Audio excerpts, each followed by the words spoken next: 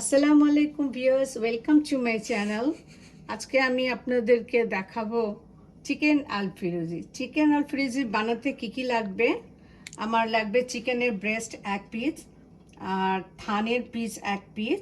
আমি রানের থেকে হাড় সরিয়ে ওটা কেটে নিচ্ছি। লাগবে ক্যাচাপ আর গুঁড়ো পাউডার, আর লাগবে আমার 1 কাপ মিল্ক, নর্মাল মিল্ক যেটা আমরা খাই যেটা।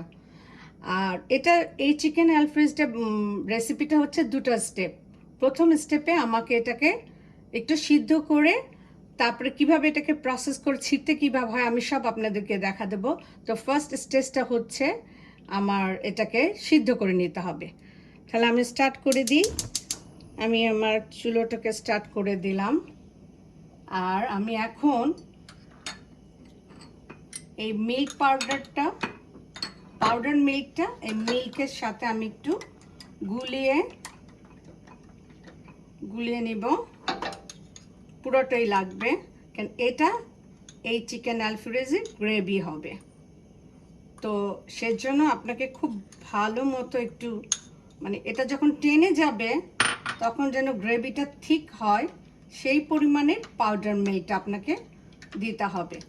তাহলে আমি প্রথমে আমার এই মিল্কটা, এই চিকেনটা বয়েল করতে আপনারা কখনোই পানি দিবেন না। জাস্ট যত, এটা ডিপেন্ড করে আপনি কয়টা ব্রেস্টের বা কয়টা মুরগির পরিমাণ বানাবেন সেই পরিমাণ মিল্ক দিবেন। জাস্ট এটা যেন ডুবে থাকে। আমি দেখাচ্ছি।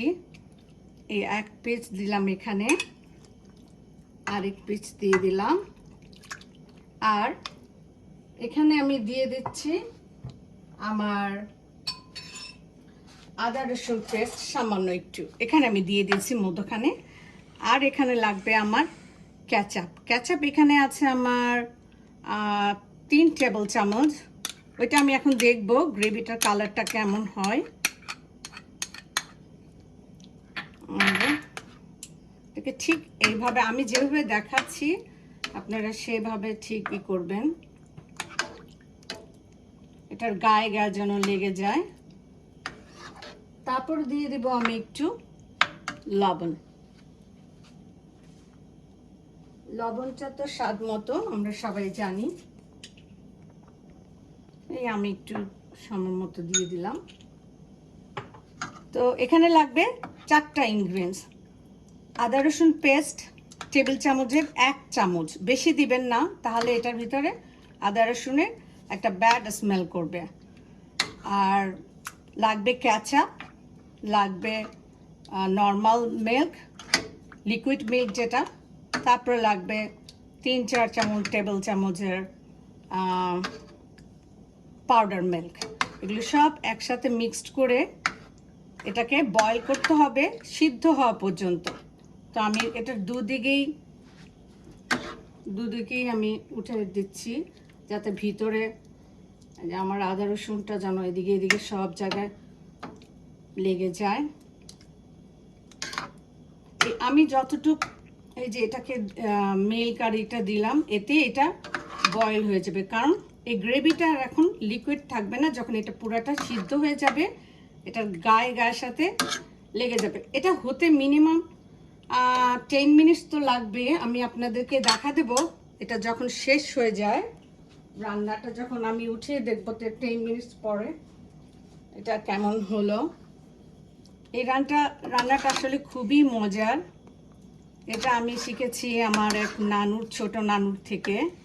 উনি খুব ভালো মজার রান্না করতো। আমরা একসাথে থাকতাম কয়েক বছর। তো নানু যখন রান্না করতো আমি তার পাশে বসে তার মজার রেসিপিগুলি দেখতাম, আর সেখান থেকেই আমার শেখা। তো আশা করি এই রান্নাটা আপনাদের ভালো লাগবে।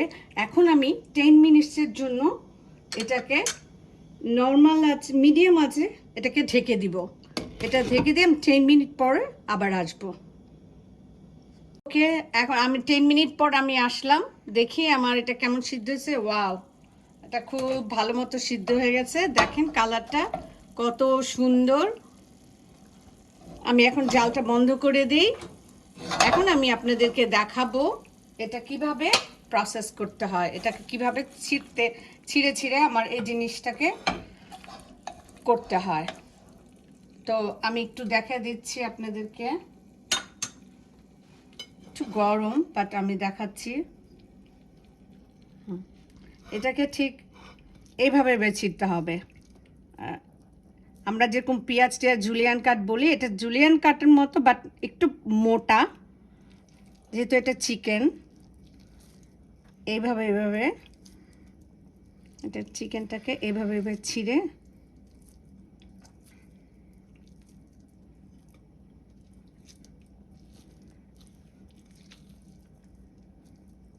এভাবে ছিঁড়ে এভাবে রাখতে হবে।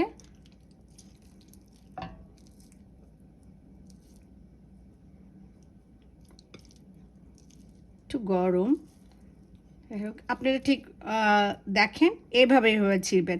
একদম চিকনও হবে না, আবার একদম মোটাও হবে না, ঠিক সাইজগুলো এমন হবে, পিসগুলো এরকম এরকম হবে। ওকে, আমার পুরাটাই ছিঁড়া হয়ে গেল, আমি দেখাচ্ছি। এই যে শেষ। আর এটা হচ্ছে আমার সিদ্ধ করার পরে যতটুকু গ্রেভি ছিল, এই গ্রেভিটা। তো এখন আমি স্টার্ট করি এটা কিভাবে বানাতে হয়। এটা হলো আমার লাস্ট স্টেপ। তো আমি ফ্রাই প্যানটাকে অন করে দিলাম। আমি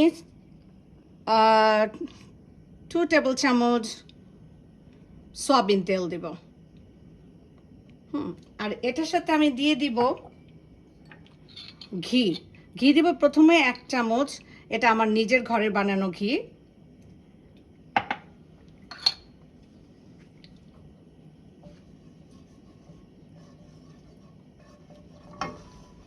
এটাকে আমার ঘরে বানানো ঘি। এখন আমি এটার ভিতরে দিয়ে দিব এই পেঁয়াজটা। এই আলফ্রেজে পেঁয়াজটা আপনাদেরকে আমি দেখাচ্ছি এইভাবে কাটতে হবে, কিউব কিউব করে, জাস্ট এইভাবে কিউব কিউব করে। তো এটা আমার পুরোটাই লাগবে এখানে, দেখি কতটুকু লাগে। হ্যাঁ, আমি এতটুকু পরিমাণ দিব। এটা একটু বেশি জ্বালে দিবে, এই পেঁয়াজটা জাস্ট একটু সফট হবে, অতটুকু পর্যন্তই আমি এটাকে জাল করব, এর বেশি না। আর এখন আমি এখানে দিয়ে দিব ওয়েস্টার সস। ওয়েস্টার সস আমি এখানে 1 চামচ রেখেছি। ওয়েস্টার সস আমি এখানে 1 চামচ দিয়ে দিলাম। এই আলফ্রেজেতে ওয়েস্টার সসটা অবশ্যই লাগবে, এটাকে টেস্ট বাড়াবে। সাথে লেগে গেল।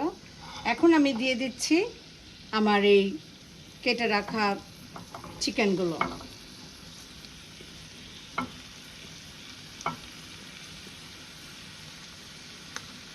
আর এই গ্রেভিটুকু দিয়ে দিব।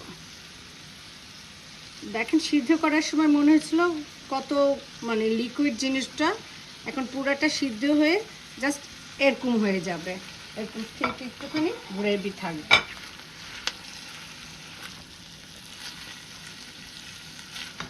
এটাকে একটু মিক্সড করে দিতে হবে এটার সাথে।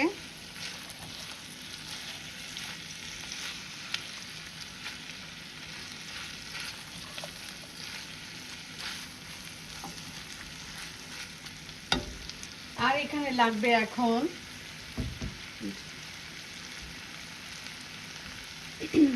একটু ব্ল্যাক পেপার, সামান্য একটু।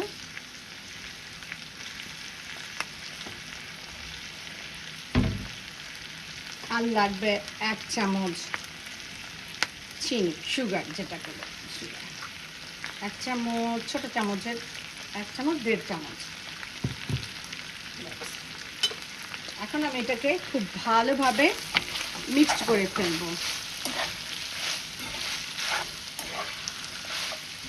এই পেঁয়াজটা সফট হওয়া পর্যন্ত আমাকে এটা করতে হবে। আবার এটা বেশি জোরে জোরে করা যাবে না, কারণ তখন আবার এই চিকেনগুলো যেন ছুটে ছুটে না যায়, ঠিক চিকেনের পিসগুলো এমন থাকবে, এরকম ঝুরা ঝুরা।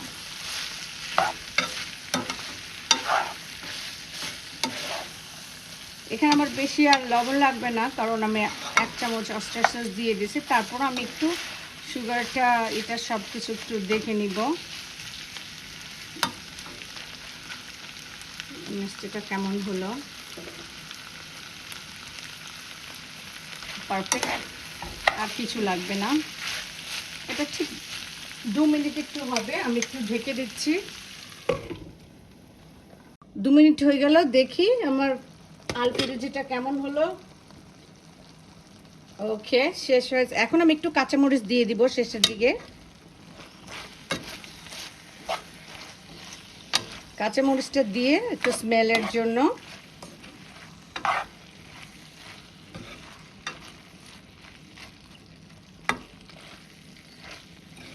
কাঁচামরিচটা দিয়ে অনেকে 1 মিনিট 1.5 মিনিট রাখতে পারেন, কোনো অসুবিধা নেই। বাট আমার রান্নাটা শেষ, আমি এখন চুলাটাকে অফ করে দিচ্ছি। এখন আমি আপনাদেরকে দেখাচ্ছি এই লাস্টে এসে আমি একটু ঘি দিয়ে দিব উপরে আবার, এটাকে স্মেলের জন্য। এটা খুবই সুন্দর একটা স্মেল করে আপনার ফ্রেশ ঘিটা। এই আলফ্রেজেটা খেতে এতই মজা যে আপনি ঘরে বানিয়ে তারপর খাবেন এবং দেখবেন আসলে এটা খুবই মজা।